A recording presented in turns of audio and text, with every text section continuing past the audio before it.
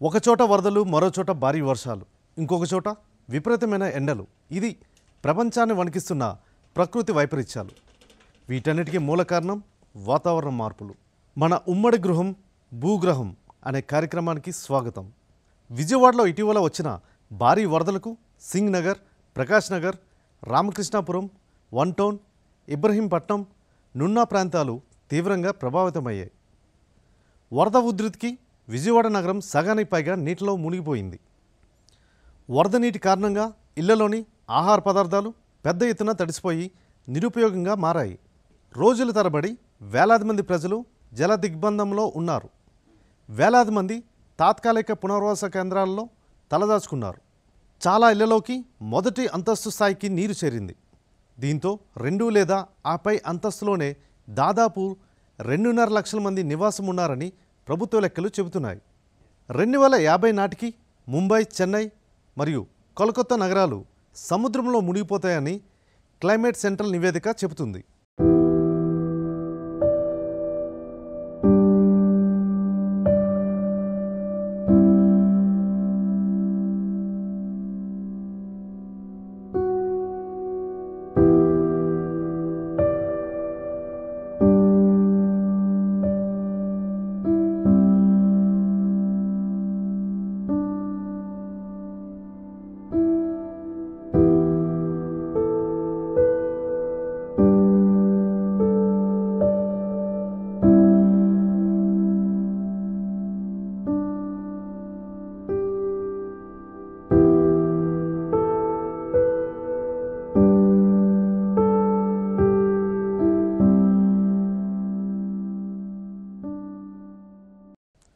అయితే భూమి నాశనమవుతుందా?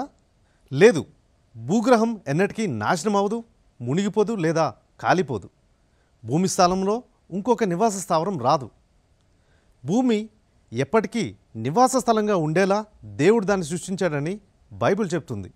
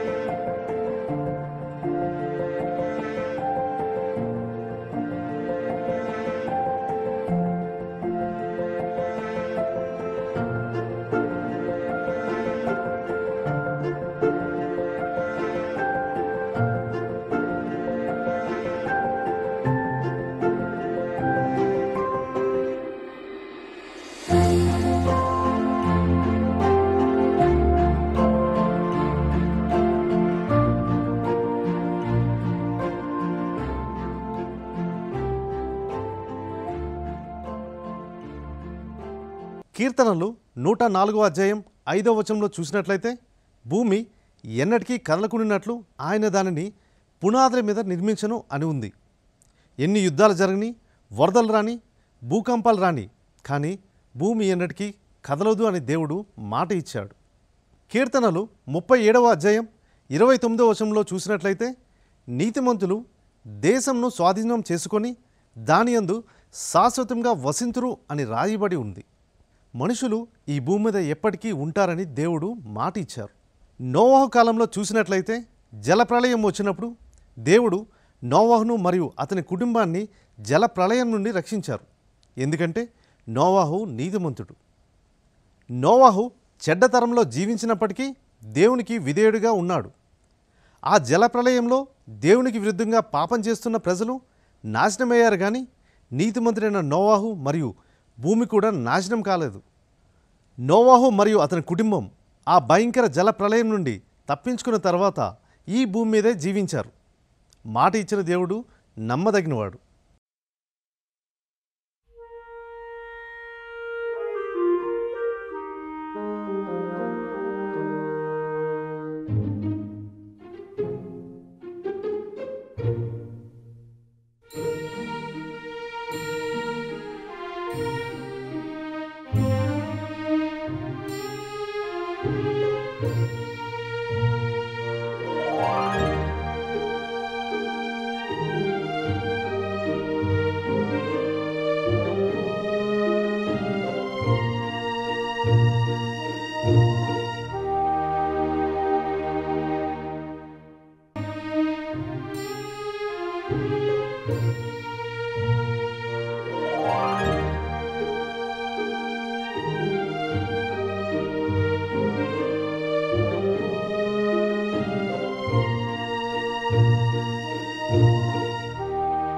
మన గృహాన్ని ఎలా రక్షించుకోవాలి?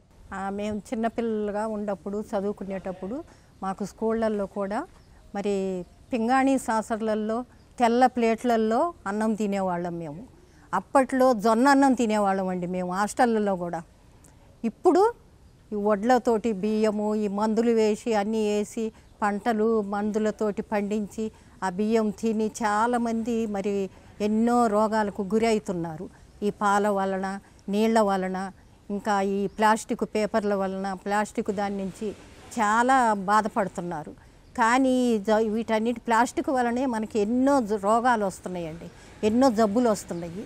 కానీ అవి కూడా మరి మనం ఇంట్లో అన్ని వస్తువులు ప్లాస్టిక్ పేపర్లలో వేసి మనం బయటపడేస్తే, అవి తీసుకుపోయి అక్కడ బయటపడేస్తే అక్కడ గేదెలు, ఆవులు అన్నీ కూడా అవి తిని అవి కూడా మరి పాలు వెతికితే ఆ పాలు కూడా తాగి మనము చాలా రోగాలకు గురి అవుతున్నాము. మరి కానీ అప్పట్లో మనకి జొన్న అన్నం తిన్నా కూడా మనకు అప్పుడు మంచిగా ఉండేదండి, ఆరోగ్యం కూడా బాగుండేది. అప్పుడు పెళ్ళిళ్ళకు కూడా మరి ఈ మోదుగాకులు ఇస్తరాకులు కుట్టి ఆ ఇస్తరాకుల్లో భోజనాలు పెట్టేవాళ్ళు. ఇత్తడి గ్లాసులలో మంచినీళ్ళు ఇచ్చేవాళ్ళు, ఇత్తడి బిందెల్లో మనం మంచినీళ్ళు తాగేవాళ్ళము. అప్పుడు పరిస్థితి చాలా బాగుందండి. ఇప్పుడు ఇంకా దారుణంగా ఉంది. ఇప్పుడు చాలా దారుణంగా ఉంది. అన్ని రోగాలకు గురి అయ్యి ప్రజలు ఎన్నో ఇబ్బందులు పడుతున్నారు ఈ ప్లాస్టిక్ పేపర్ల వల్ల. అప్పుడు మనకి ఏమన్నా సామాన్లు తెచ్చుకోవాలనుకుంటే షాపులకు వెళ్తే మనకి కవర్లలో పేపర్ కవర్లలో వేసి ఇచ్చేవాళ్ళు అప్పుడు. ఇప్పుడు అది లేదు. ఇప్పుడు అన్నిటికీ ప్రతి ఒక్క వస్తువుకు ప్లాస్టిక్ పేపర్లే, ప్లాస్టిక్ కవర్లు అన్నీ వేసి ఇచ్చేవాళ్ళు. ఆ ప్లాస్టిక్ పేపర్లన్నీ మనం ఇంట్లో భద్రపరుచుకొని అవన్నీ బయట బారేసి అవన్నీ తీసుకుపోయి అటు వేస్తే అదంతా భూమిలో ఇదైపోయి పంటలు బండక ఏమీ బండక పంటల నుంచి చాలా నష్టాలయ్యి రైతులు కూడా చాలా నష్టపోతున్నారు. అప్పట్లో నుండి మేము హాస్పిటల్కి పోయినా కానీ, ఎక్కడికి బ్యాంకీలకు పోయినా కానీ, ఎక్కడికి పోయినా కూడా ఏ బ్యాంకీలో చూసినా అక్కడ మరి హోటల్లో చూసినా ఎక్కడ చూసినా కూడా అన్ని ప్లాస్టిక్ బకెట్లు, ప్లాస్టిక్ డబ్బాలలో నీళ్లు పెట్టి మరి ఆ ప్లాస్టిక్ బాటిల్లో నుంచి నీళ్లు తాగాలి. మళ్ళీ మా టైంలో అప్పుడు అట్లా కాదు. ఏ హాస్పిటల్కి పోయినా ఏ బ్యాంకీలకు పోయినా కుండల్లో నీళ్లు పెట్టి ఆ కుండల్లో నీళ్ళు ఒక గ్లాసు పెడితే ఆ కుండల్లో నీళ్లు గ్లాసుతో ముంచుకొని తాగేవాళ్ళము. అప్పుడు అట్లా జరిగింది. ఇప్పుడు ప్లాస్టిక్ గ్లాసులు, ప్లాస్టిక్ డబ్బాలు, ఎక్కడికి పోయినా ఏ హోటల్కి పోయినా, ఏ బ్యాంకీకి పోయినా, ఏ హాస్టల్కి పోయినా, ఎక్కడికి పోయినా కూడా ఇవే ప్లాస్టిక్ అన్నీ ప్లాస్టికే. ప్రజలందరూ కూడా చాలా రోగాలకు గురి అయ్యి హాస్పిటల్లో పాలవుతున్నారు. ఈ ప్లాస్టిక్ నుంచి చాలా ఇది అవుతుందండి. ప్లాస్టిక్ ప్లేట్లలో మరి మ్యారేజ్లకు కానీ దేనికి కానీ ప్లాస్టిక్ గ్లాసులు, ప్లాస్టిక్ పేపర్లు, ప్లాస్టిక్ ప్లేట్లు అన్నీ ప్రతి ఒక్కటి ప్లాస్టిక్ తోటి. అట్లా మనం ఎంతో మరి రోగాలకి అన్నిటికీ గురి అయ్యి చాలా ఇబ్బందులు పడుతున్నామండి. ఈ ప్లాస్టిక్ మాత్రం తీసేస్తే చాలా బాగుంటుంది. మనుషులంతా ప్రమాదకరమైన పరిస్థితిలోకి వెళ్తున్నారని కొందరు శాస్త్రవేత్తలు అంగీకరిస్తున్నారు. తాము ఊహించిన దానికంటే ఎక్కువ నష్టాన్ని మనుషులు పర్యావరణానికి కలిగిస్తున్నారని యూనివర్సిటీ కాలేజ్ ఆఫ్ లండన్కి చెందిన శాస్త్రవేత్తలు సైమన్ లెవిట్, మార్క్ మెస్లిన్లు చెప్తున్నారు. అభివృద్ధి పేరుతో భూమిపై ఉన్న చెట్లలో సగం ఎప్పుడో నరికేశాం. కొన్ని రకాల జీవజాతులు అంతరించిపోవడం అనేది ఈ రోజుల్లో చాలా మామూలు విషయంలా మారిపోయింది. మా చిన్నతనంలో మేము ప్లాస్టిక్ వాడేవాళ్ళం కాదు. ఇప్పుడు ఈ రోజులలో మాత్రం అన్నిటికీ ప్రతి ఒక్కదానికి ప్లాస్టికే వాడుతున్నారు. కాబట్టి దానివల్ల మన హెల్త్ కూడా, ఆరోగ్యం కూడా పాడైపోతుంది. ఇప్పుడు ఈ రోజులలో ప్రతి ఒక్కదానికి ప్లాస్టిక్ వాడుతున్నారు. ఆ రోజులలో మనం ఇత్తడి వాడేవాళ్ళం, ఇత్తడి గ్లాసులు, ఇత్తడి బిందెలలో నీళ్లు తాగినాం. ఇప్పుడు ప్లాస్టిక్ వాడుతున్నాం కాబట్టి మన ఆరోగ్యం ఖరాబ్ అవుతుంది. దాని నుంచి మనం ఆలోచన చేసి ప్లాస్టిక్ తీసేయటం మంచిది. ఆ భూమిలో కూడా మనకి అయిపోయి పంటలు కూడా నష్టమే అవుతాయి. దానివల్ల ప్రతి ఒక్క విషయంలో కూడా ఆలోచిస్తే ప్లాస్టిక్ నుంచి చాలా నష్టాలు కలుగుతున్నాయి. కాబట్టి ప్లాస్టిక్ వాడకపోవటం మంచిది. ప్రకృతి విపత్తులు, ఇతర సహజమైన చర్యల కంటే ఎక్కువగా మానవ చర్యల వల్లే నష్టం వాటిల్తుంది. ఇసుక, మట్టి, రాళ్ళు, ఇతర ఖనిజాలు ఉండాల్సిన చోటు నుండి మరో చోటికి తరలిపోతున్నాయి. భూమిని పాడు చేస్తే దేవునికి కోపం వస్తుందా? మన భూమిని దానంతదే బాగు చేసుకునే సహజ ప్రక్రియలతో దేవుడు భూమిని తయారు చేశారు. కానీ మనం భూమిని ఎంత పాడు చేశామంటే మరలా భూమి మామూలు స్థితికి రావాలంటే కొన్ని ఏళ్ల సంవత్సరాలు పట్టొచ్చు, లేదా మామూలు స్థితికి రాలేకపోవచ్చు. దేవుడు భూమిని మనుషులకు ఇచ్చాడు. ఇది మన ఇల్లు. అలాంటి ఇంటిని పాడు చేస్తే దేవునికి కోపం రాదా? యోహాను రాసిన దర్శన గ్రంథము 11వ అధ్యాయం 8వ వచనంలో చూసినట్లయితే భూమిని నాశనం చేస్తున్న వాళ్ళను నాశనం చేస్తానని దేవుడు అంటున్నారు. భూమి మీద ఇతర జీవజాతులకు బతికే హక్కు ఉందని గుర్తించి వాటి జీవనం కోసం కొంత స్థలాన్ని వాటి కోసం వదిలేస్తే వాతావరణంలో సానుకూల మార్పు దానంతటదే మొదలవుతుంది.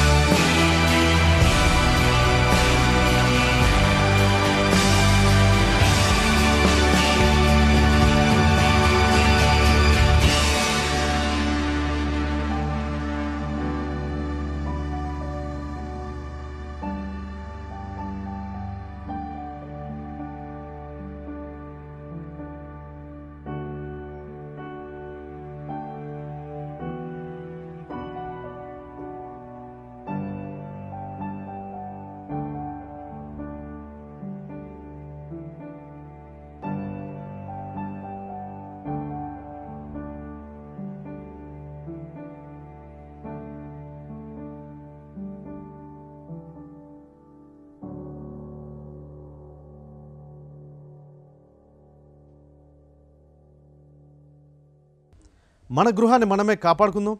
మరలా వచ్చే వారం మరికొత్త అంశంతో మళ్ళీ కలుద్దాం. చూస్తూనే ఉండండి రేడియో వెంకటేష్ ఆసియా తెలుగు. మీ క్రాంతి స్వరూప్.